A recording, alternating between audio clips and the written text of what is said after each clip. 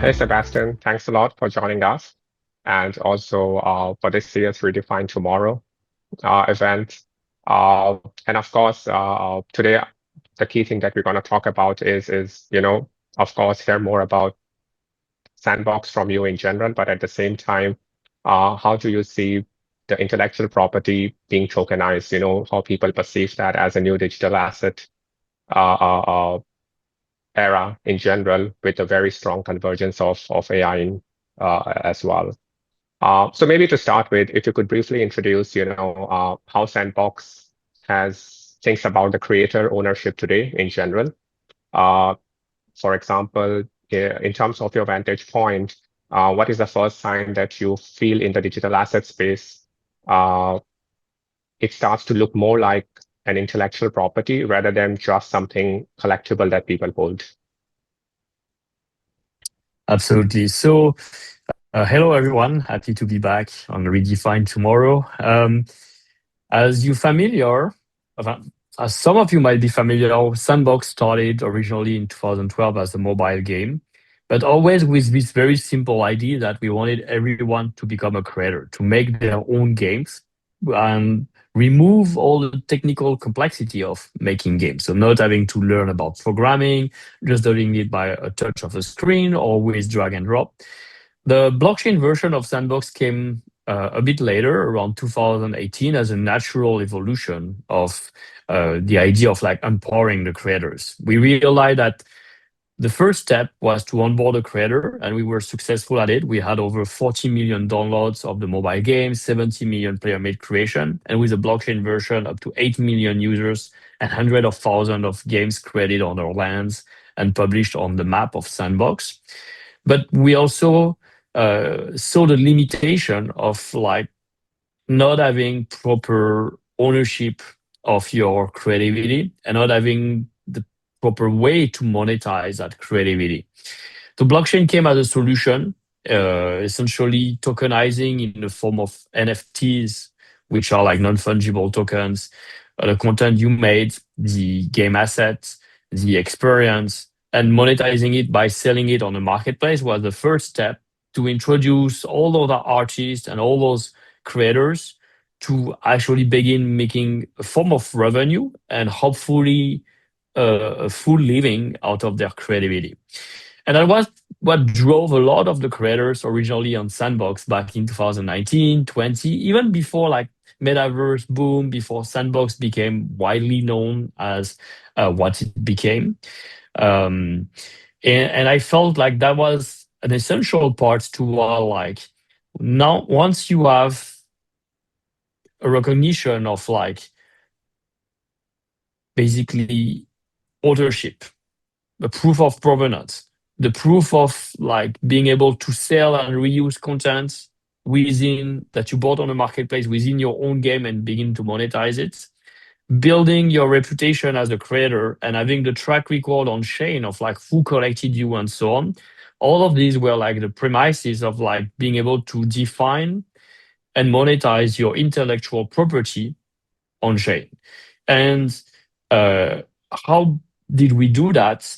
Before, like, not only we wanted to enable like user-generated content, so anyone to be able to do that, but we also collaborated with over 400 brands over time, with celebrities and IPs like Snoop Dogg, I don't know, Attack of Titan, The Rabbits, Steve Aoki, Paris Hilton, Lacoste, Gucci, and so on, that we could take existing intellectual property and even we didn't tokenize the full intellectual property, we started to tokenize part of it in the form of avatars, in the form of lands, in the form of like game asset that people could earn,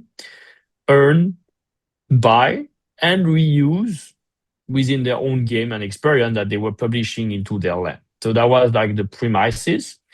And I think ultimately all the different components and the technology is here right now to have like a fully on-chain intellectual property built from the ground up, started on chain or starting in a platform like Sandbox, and that could evolve, or other user-generated content platform nowadays, like digitally, and that could evolve into like becoming the way for creators to fully own their intellectual property and to also fully see how that intellectual property will be used by third party, other creators, other licensors, other merchant, and other company, and have the transparency needed to actually be able to monetize, track, and pay for the royalties, for example.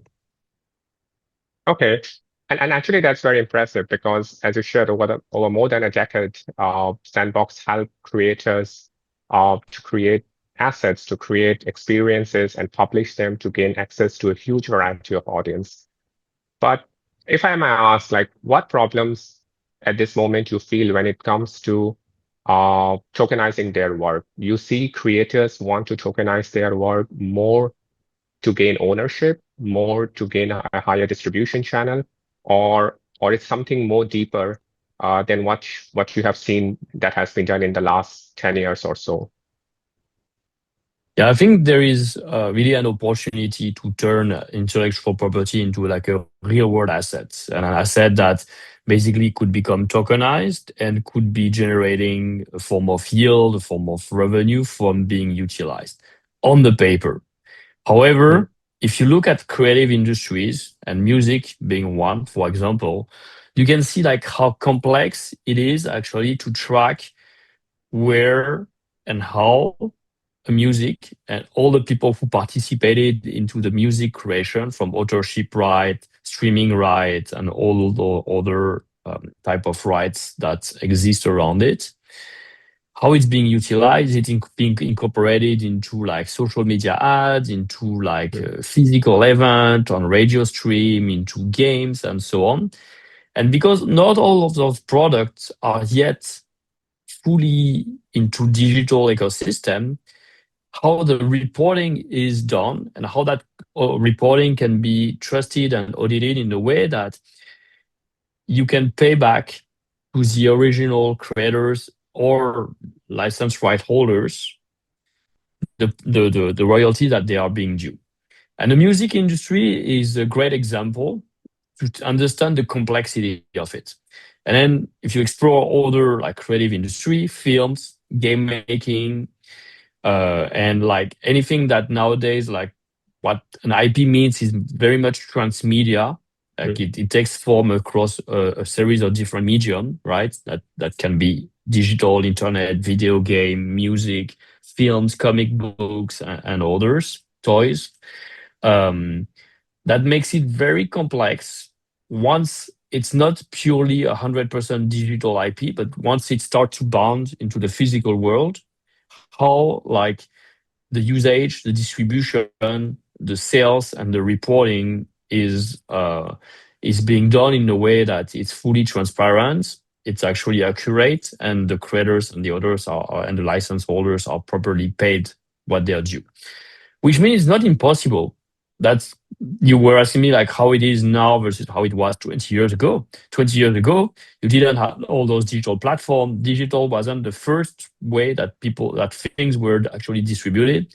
And again, going back to music, going back to film, going back to games, now digital is the main way of distribution for all of them. So now we have a technology that is facilitating the ability to have like data and analytics and tracking of like the distribution.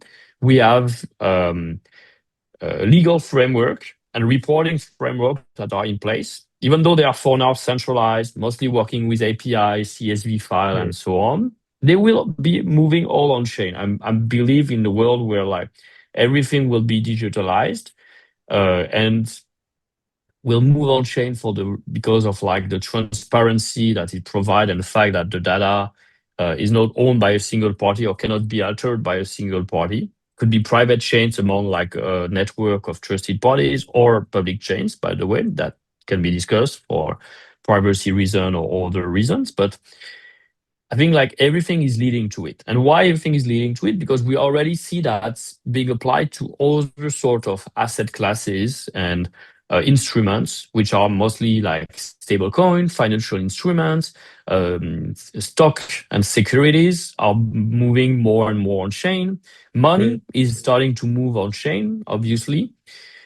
And so this is like removing the gatekeeper. This is removing the errors. That's accelerating like the whole reporting and tracking process, cutting costs, increasing efficiency, and that's opening the market to many more creators because of that. Meaning, like any almost like individual can start building an IP, offer it on marketplaces, if it becomes viral. Think of like the brain rot example. Like mm. that's something that started on like the TikTok and now it's being declined into games on Fortnite, on Roblox, into cards with Panini and so on. And like how fast things are moving is going along with the what technology has enabled it behind to track and to expand and create more value for in the value chain for everybody that's involved at the end of the day as well. Okay, thanks. No, I think Sebastian, as you shared, the ecosystem around when it comes to regulation, when it comes to people bringing things on chain has to evolve so much.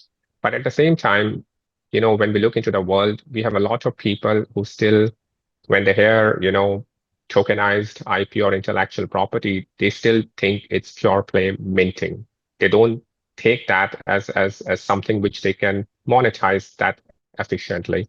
So from your perspective, what do you think that in order for an such an asset to have an IP-like behavior in practice, what kind of things that need to exist around it? I think right now, like the idea of like an IP being tokenized, it's not necessarily by itself a benefit. I mean, um, all things equal by themselves, once everything is happening on chain and is becoming invisible for so the technology works seamlessly and it's invisible. You don't even know it's tokenized. Don't even know that it's on chain. It doesn't really matter to you. That's just like the way that it's all being wrapped all around. But you're not going to pick up as a licensor an IP specifically because it's tokenized. It's just like the same as like, oh, would you buy music because it's an MP3? Would you buy an NFT? Or Mm, would you buy a collectible because it's NFT? No more. Like you would look at like the quality of the artist. Does it fit like the target market, geography, audience you're looking for, and is it aligned with your value? And then you would look at, is it indeed something that's tokenized, so transparent and easy to track and report, removing a lot of hassle or not? And eventually there will be a day where like, because again, like everything is moving on chain, it's naturally like all those IPs and the reporting and so on are coming with smart contract and are tokenized. So like you don't even have to have an overhead of work. That will be beneficial. And not using tokenized IP will create the extra work and extra pain that you will actually be more reluctant.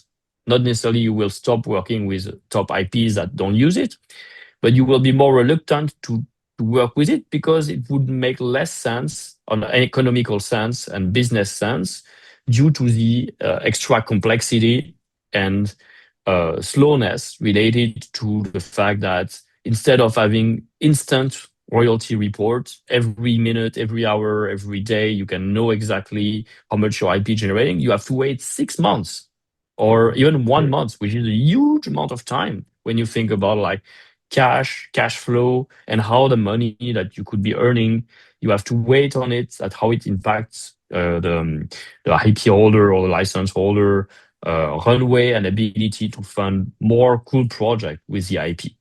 So in a world again like where we are becoming all digitalized, there will be an acceleration here behind and a net benefit on the business side of like having instant access to all that information about like what your license holders are doing, how popular your products, the licensed products are, what are the sales number around it, which markets are working best.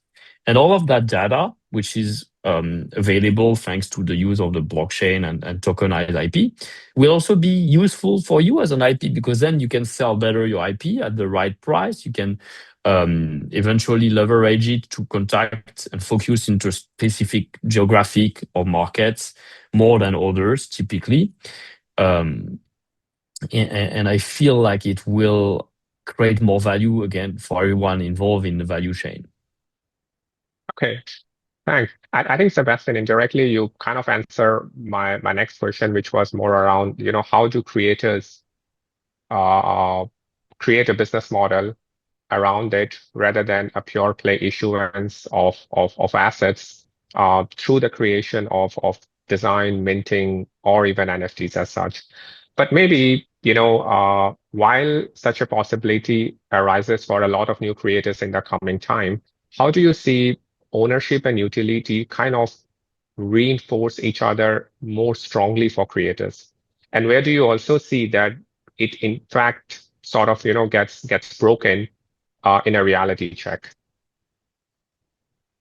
So in a reality check, I would say what matters most for what matters the most for many creators at this time is monetization. Like without that ability that they have to monetize their content, their game, they will not be able to keep sustaining that activity and keep living on and of their passion. And they will have to resort to other kind of like consulting, pay job, work for hire, thing that they find less creative and boring. We've seen that so many times. Anyone involved in the creative industry is always constantly like grinding, working for clients in order to achieve having the financial freedom and time to work on their passion project, their film, their game, their music, and so on. And so I want to change that. I want to hopefully, I do believe that enabling that monetization, and I do believe that tokenization, blockchain, NFTs can help on that, will free those creators so then that they can be more balanced between like what they need to do to work to keep paying the bills and what actually they want to do, and hopefully they can live on because they can have that freedom to dedicate more time and energy into it. Ownership is like a fundamental right. That's something that we've been repeating since we started Sandbox, like proving that you have ownership of your assets, proving the provenance and the ownership of the asset is going to be the legal, like the basis of like all this economy, this creator economy, which is a massive economy. And we've seen so many cases in the past where like this lack of proof of authorship and ownership has led to like the theft of millions of dollars of potential revenue towards creators. Think of like TikTok dances that became like famous avatar dances on games like Fortnite, for Mhm. example. Think of like game IDs that were actually copy pasted by creators, or even sometimes like even avatars design game contents, aesthetic styles that now are being also uh, used by the large language model of like all the AI system and used to create something in the style of someone else, where the creator of such style are actually not being properly named or being properly earning a form of revenue for the creativity that they had. And that problem is also something that we saw in the earlier days of the internet, where like people were sharing their drawings, their design, their art on platforms like Instagram, DeviantArt, and others. And then they found like people making and selling thousands of T-shirts with those designs and not making a single revenue out of it. It was fully illegal, and it was very hard to enforce such like legal cases and pursuits in order to make any claims for that loss of revenue. And I think the idea here is like having um, um, a proof of that ownership, a proof of time that is irrefutable of like who was the first creator of such content, such intellectual property, such trademark, and who registered it. is going to help those creators in those legal fights. Will not remove, unfortunately, the sales, the theft, and so on, but will be able to provide to the buyers as well the protection needed towards like knowing the provenance and the original creators, and hopefully also like compensating creators where properly due. Okay. I think you briefly touch upon in your response on LLMs and AI, and this brings to one of the most exciting times. In the last 2 3 years, people talk the convergence of AI and blockchain in itself, and what does it mean? So now, while AI makes creation so easier today, as we know, and it's kind of flattening up the scarcity itself. And at times it makes for creators to make the authorship itself hard to defend, as you rightfully said, from designing an Instagram to someone selling, things come out of it. We have seen that world, but with AI, it becomes more and more.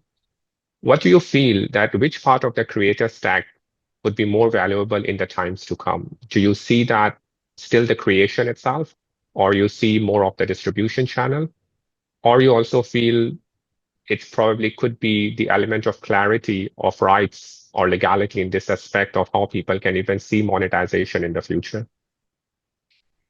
I feel first like right now, even like it's hard to there's so much progress every day, every week with new models coming out, how accurate they can be, how fun, like, and which kind of content they can make, from image now to videos, animated videos, and even 3D model, and now games and so on. It's mind blowing.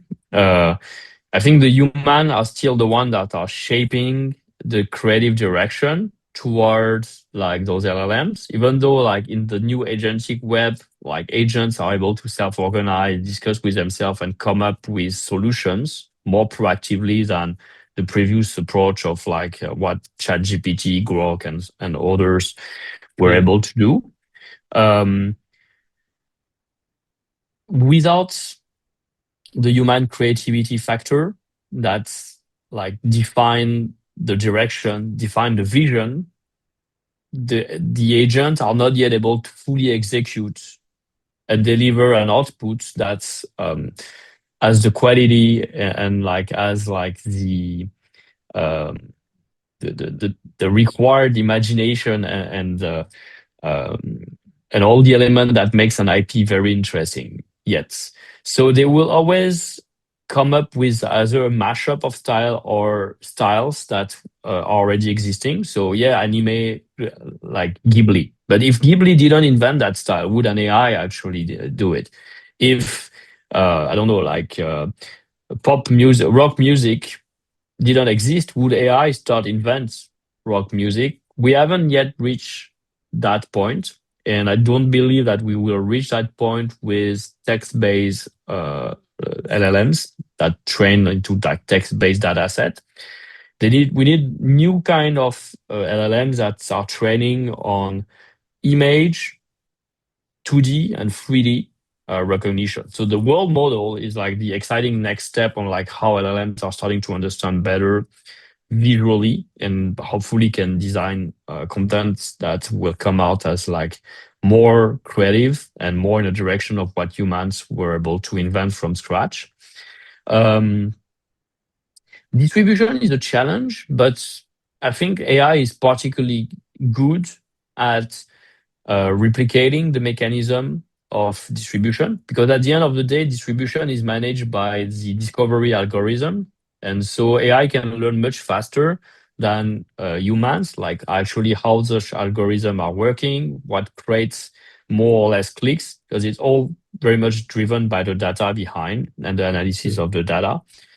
So I feel like distribution is less of a moat at the moment. You have like accessibility to everyone to become a creator. You have accessibility for like all the marketing tools to create viral content that enable the distribution toward the users. The new pain point, in my opinion, is like how you rethink discovery and distribution in a world where it's not just an internet meant for humans, but it's an internet made for humans and agents. and maybe 99% of the internet traffic will actually be agentic traffic instead of human-based traffic. And so I like to think like the web browser and HTTP is called the user agent. That's Mm. the single human, and we used to be like the majority, but we're going to live in the world where, like, I believe bots or agents are becoming the majority user of the internet. So how do they discover information? How do they discover context, memory, and intent between each other? And they pick the right agent that they want to interact with each other to receive the information and deliver the needed output. That's a new opportunity and challenge that arise, in my opinion, and that should be thought hopefully with the right approach to include royalties, to include authorship, to include monetization to all like the different providers of data, data sources, and so on that they are going to build and base their decision upon. Okay. So leading to that, I think you kind of cover as well. So if tokenized intellectual property, is becomes a real world asset class, which we all want it to be, especially in this age of AI and Web3, which is the first and foremost important thing you feel needs to improve?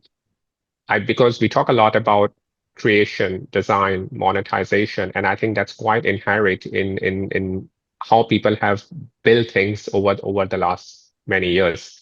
But do you think in order to create a long-term value proposition of these things, a legal clarity is one of the key things that creators will have to sort of embrace or justify?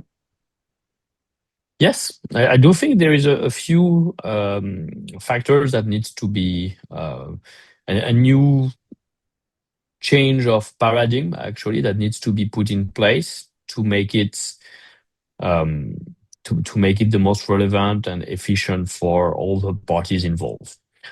One example that comes to mind is like how we've been able to shift the mind of users from like let's there's a new great movie that came out, like I don't know, like Star Wars, The Phantom Menace. I think that's one great Yeah, example. If you old enough, you might remember that was one of the most pirated movie when it came out, and I was at that time where like there was this video codec called Xvid that had a better compression than DVD yeah, that was able to pack like high definition video within just like a CD-ROM, like yeah, 800 megabyte. So people, instead of going to theater, were massively downloading it to watch it.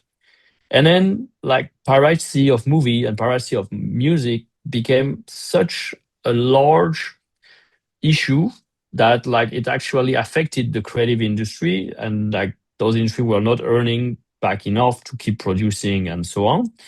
And there was like a joint effort of like on one side law enforcement, punishment of the users who were downloading on those pirated content, punishment and legal pursuits with some efficiency to like the platform providing the content, the countries that were facilitating the access to the content, and so on.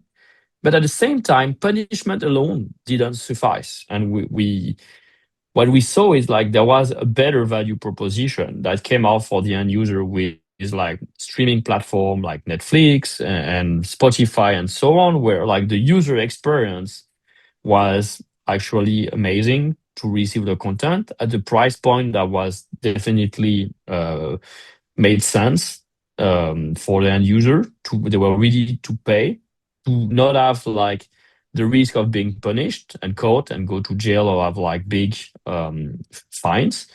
The risk of finding like websites where like a lot of scam, viruses, Trojan, and so on, and basically they for the cost of I don't know a coffee or I don't know a sandwich a day, they could have like a movie fully legal or music fully legal instead of like taking the risk of all those risks I described before.